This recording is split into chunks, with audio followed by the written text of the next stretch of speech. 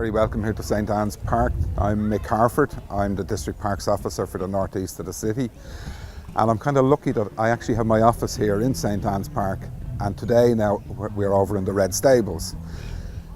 This is an amazing building, built in 1885. And it was designed by the architect who was also involved in Cove Cathedral. And the stables you'll see here when we go in and have a look at them, they're modelled on the stables in Buckingham Palace, you know, because Lord and Lady Ardilaun would have been probably the richest family in Ireland. Nowadays they would be classed as billionaires. And when you think to build a building of this quality for horses, you would have to be billionaires. Nobody could afford really to build one of these now, you know, so it's how do you become a millionaire? You buy an estate and build massive things. You started as a billionaire, you end up a millionaire because it costs so much. You can just see the people sitting out behind me here now. It's what a lovely place to sit in the courtyard and admire the building.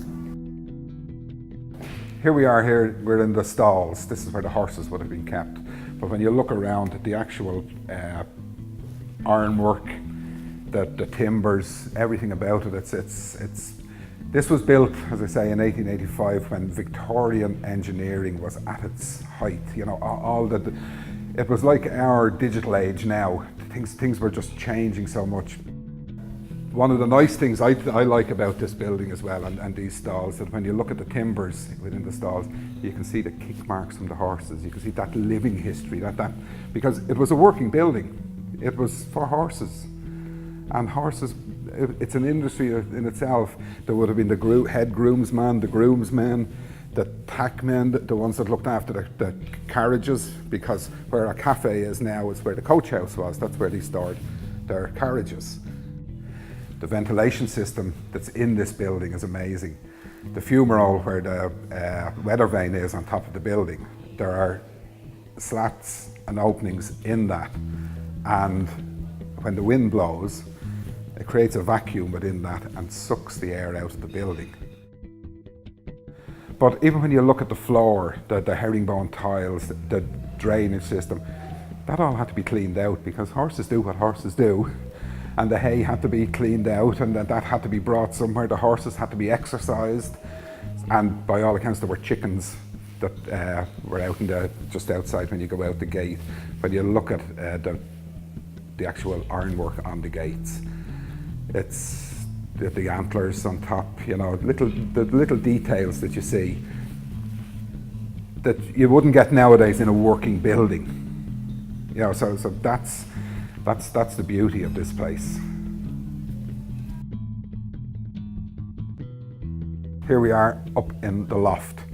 This is where all the feed for the horses and everything would have been stored, and there was only one way up into the loft. That there was a ladder that you climbed up to get up to the loft. Everything was brought up by this hoist here.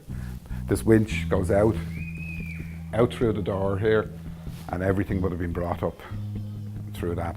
And if you look along the floor here, this is the ventilation system we were talking about earlier on.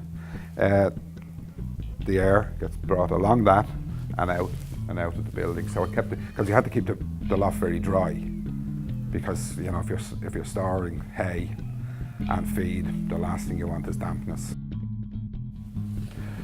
We are now in the Tack Room. This is where all the harness and equipment for the horses would have been stored.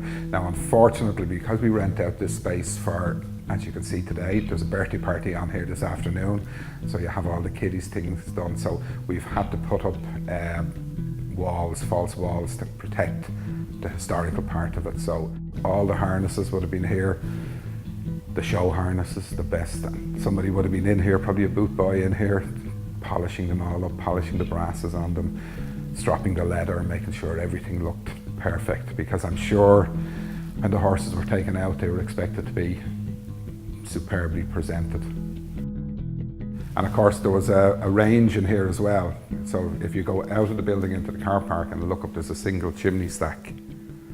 So there would have been a range in here as well, so to keep the boot boy warm as they prepared all the tack. And you look at the floor as well, the tiling, that's all original tiling. And it's a workspace but they spent money on making it look classy as well. We have seen the hoof marks of the horses.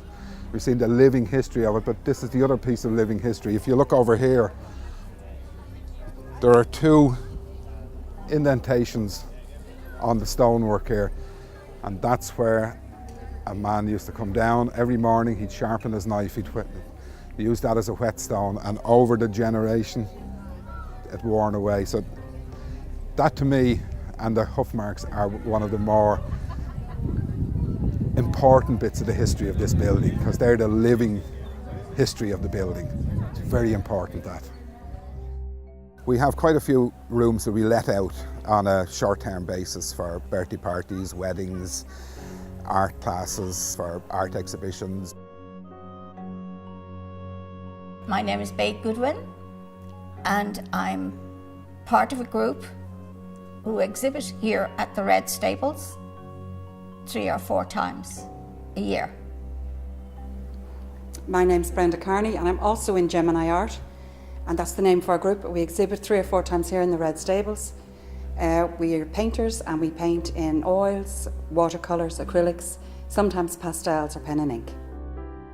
Well, we find the Red Stables a good place to exhibit because the cafe, Olive's Cafe there, a lot of people come in. And then you've people out walking, and they will see our signs outside, and they will come in and look at our paintings and buy them. We hope. Hopefully buy them.